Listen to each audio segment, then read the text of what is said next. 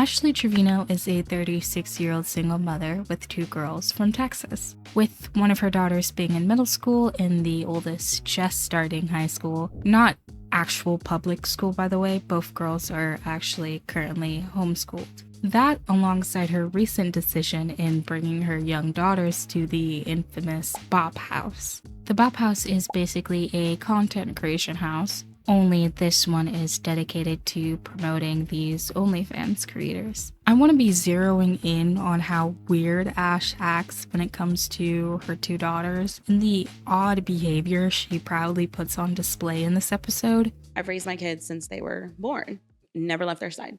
Till this day, still have not left their side. But people would say that they're with their grandparents majority of the time. Well, the little one does live with me, but recently she went back for a bit. But my parents helped me raise them after me and their dad split up. So, according to Ash, she never leaves her daughter's side, except for the, of course, multiple out-of-state trips she took just to hang out with other TikTok creators, most of which who are sometimes under the age of 25. And they also just don't have the best online rep in comparison to her own messed up public image. Also, I guess we're supposed to ignore the Disneyland trip, you know, the one place where bringing your kids is literally the entire point. Or even better, very recently, the LA trip where she completely misses her own daughter's birthday just to meet up with one of her biggest online trolls. But yes, Ashley Trevino always sticks beside her kids and is always putting them first, sure. There's this video going around of my mom being jealous of me when I was little, having a better relationship with my dad than she did. I mean, girl, that's his kid. That's his whole kid. But not you being jealous of a baby girl. It's not that. It's just She a daddy's girl. I mean, I am her daughter, and they say I look like her, so there's nothing much different from us. Not that I have more followers than her, maybe that's why. So seeing Haley reach a point where she's almost normalizing her mother's behavior is honestly really disappointing and heartbreaking, especially since Ash can't even let Haley have her own accomplishments without making it entirely about herself. She always has to one-up her, reminding everyone, oh, well, I bought Haley a designer purse. I did this and that for Haley, so I'm a good mother. And maybe I'm out of touch. I mean, I am 21 years old, but am I the only one who finds it weird that a 15-year-old is getting a designer bag instead of, I don't know, a freaking trip to Disneyland? Taking accountability is where you first take the step up. I mean, hey, the internet's going to say Because where was your Gucci bag at 15? You know what? I might have not had a Gucci bag, but I had their dad, okay? At 15, so. We were dating at 14. Yeah, you guys have designer bags and luxury items and whatever, but guess what? I had something way better at your age. The one thing that you'll never have, your father. Ha ha ha. What are some positive experiences you've had as a family due to your mother's online activities?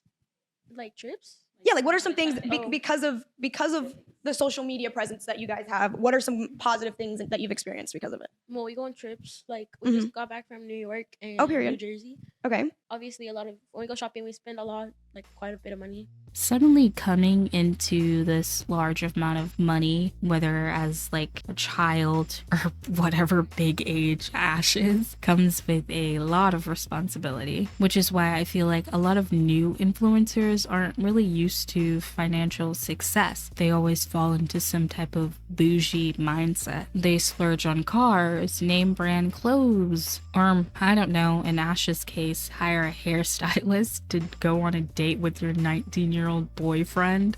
There's reasons why I pulled Haley out of school, because she wasn't talking to certain friends anymore also. Right. And it wasn't because of me. It was because of things that when you're a teenage girl, you and your friends fight. Right. So she just didn't like going because they were having a fallout or something. So, with that, she was just like, Mom, I don't want to go to school no more. Can you homeschool me? So I finally did it, like literally like a couple weeks into school. I took her out. I said, well, I'm not going to have you miserable either. Right.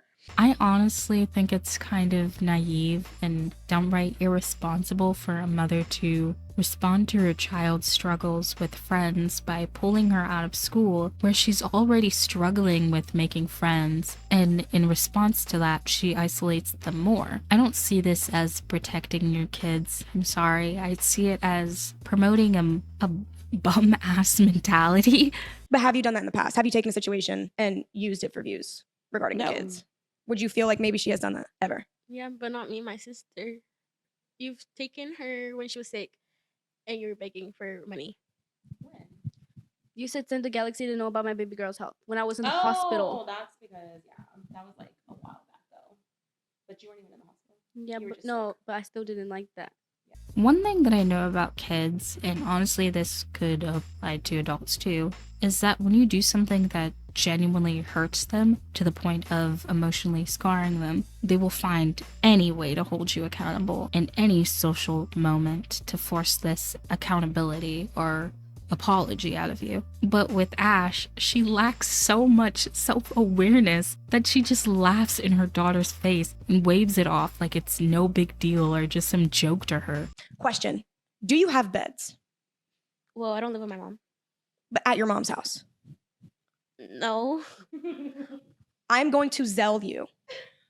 I'm going to give you money for, I want a bed, 2 mattresses, 2 of them. I want a headboard and 2 nightstands. I'm going to order that before you leave this house today. Dude, I honestly don't understand how paranoid you have to be to not even get your kids the bare necessities. Like, you don't need a man to build beds for your children. I don't get how a woman can just normally instill this male-centered mentality into her kids. Ash's excuse is that she doesn't leave the house because she's too paranoid about being recognized all the time. But she has money, and she gets stuff delivered all the time with her endless DoorDash orders or whatever junk food that she calls groceries. So why can't one of those deliveries just be, I don't know, furniture for your kids?